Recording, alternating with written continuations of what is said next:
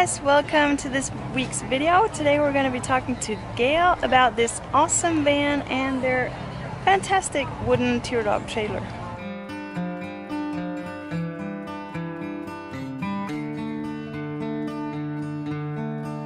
Hi, and welcome to our 1964 Chevrolet Corvair Greenbrier van. This is a very special van. We've owned it for 15 years, took 2 years to restore, and we've had it on the road for 13 and have been enjoying it like crazy. We've put about 36,000 miles on it now. We do a lot of camping in it. We do use it as a camper. The van was actually produced by Chevrolet from 1961 through 65.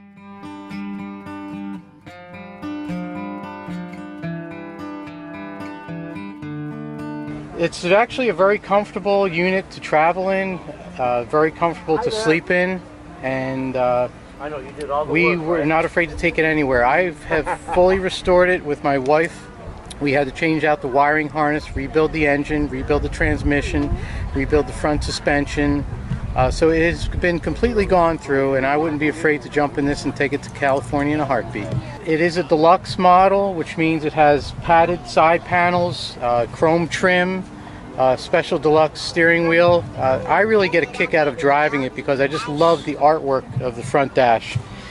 The only thing we really had to change out were the cushions and the curtains. They would not survive a 40-some year restoration. The floor is all original. Everything inside besides those two items are still original.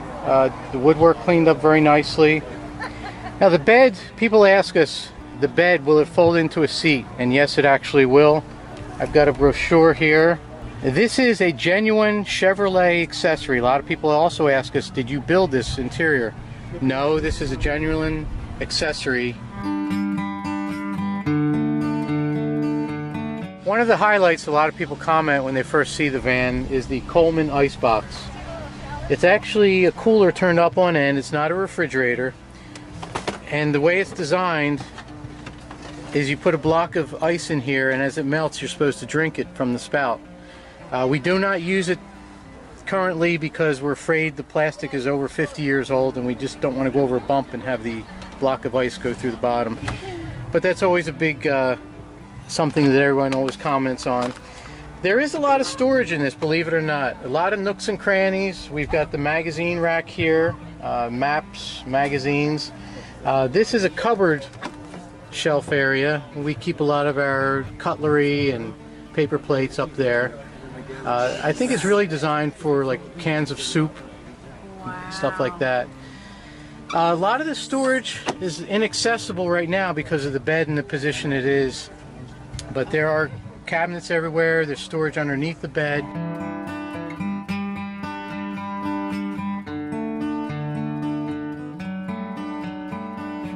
As you go around towards the back, there's that mirror, the wardrobe cabinet behind those two doors. Up a little higher is a blanket rack. We put our blanket and our pillows up there when we travel. What's really unique about this van is the side windows will actually roll down. And you see the screens there. The side windows do roll completely down, so a lot of fresh air on a nice night. And these window shades, do they go all the way to? Yes, yeah, they will open completely.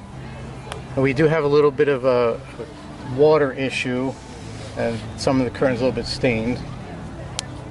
So that gives enough privacy when you're sleeping. It gives enough, yeah. Part of this, another storage area. I know everybody loves storage. These are full-length drawers. I put all my clothes in. They come out to about there. Keeps going. There it goes. That's amazing. So between my travel supplies and then the front area, I put my clothes. That is very handy. Yeah. So you have two of those. Two of those. This is the engine compartment. Like I was saying, you don't get the noise or the heat from up front. And the best part is when you pull into your campground and it's a little bit cool, the bed is warm from the engine heat. Taking a look in front at the passenger compartment.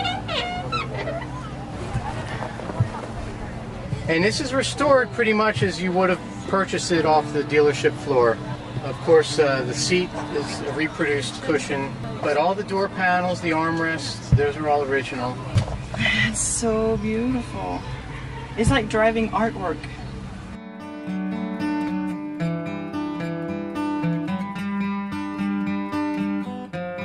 Another interesting part about the dash is the transmission shifter, which is this lever here.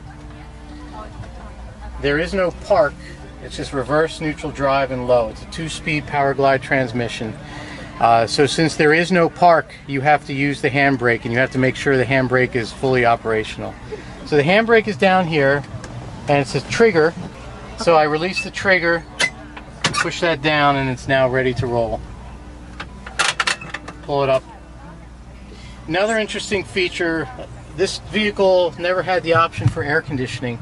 So what they did back in the 60s is the vehicles were designed to have free-flowing air from some source.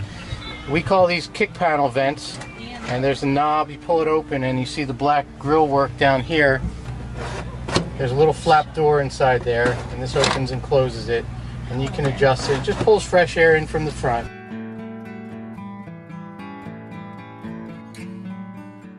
When I did rebuild it, I rebuilt it with a lower compression ratio that I can run regular gas. I don't need to put premium in it. We built it for economy. We do a lot of traveling. We put about 2,500 miles a year on it, and we wanted something that we could travel fairly cheaply in. Get about 16 miles to the gallon. I love waking up in the morning, opening my eyes, and just being surrounded by the woodwork. We've added a couple of vintage items. We have salt and pepper shaker here in the back, and we've got an old Motorola radio.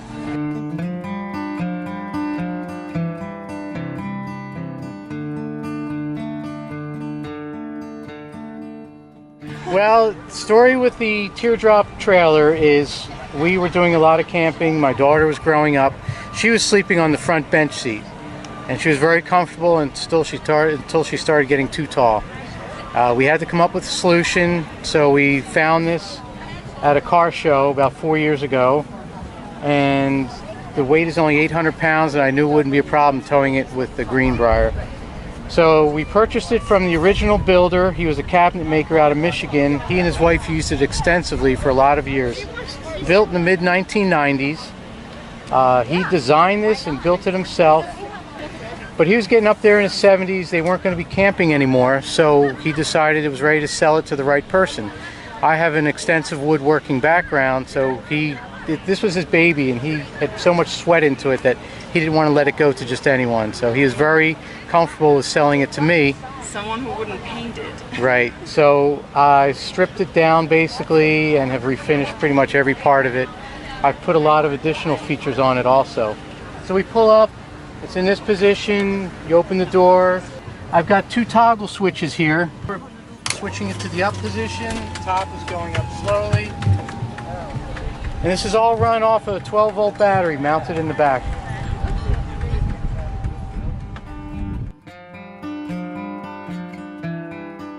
So it's in the full up position. You've got 6 foot of standing room in there. You can change. Unfortunately, there is no room for a little toilet in there, but we've got that in the van. A lot of times when we camp, there's no place to hang your towels. So I put 2 towel racks in here. I also built these 2 shelves for extra storage, and they're held up by magnets, and then I've got a little rope at the ends.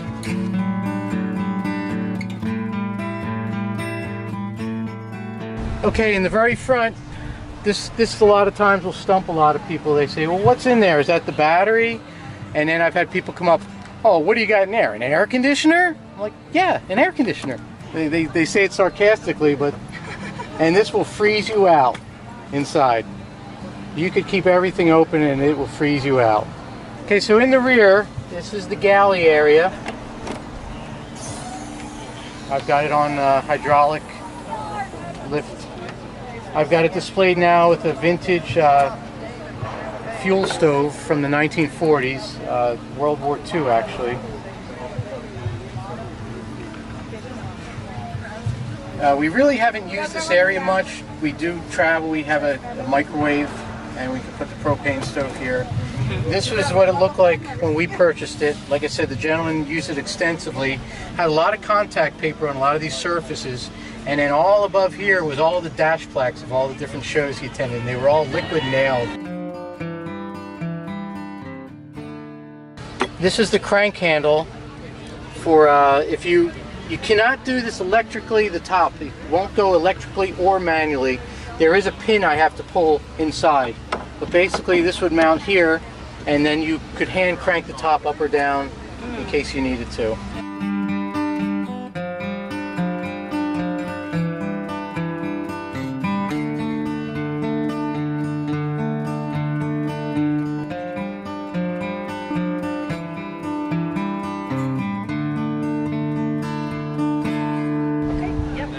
Well, thanks for enjoying the tour of our 64 Corvair Greenbrier van and the teardrop that goes along with it.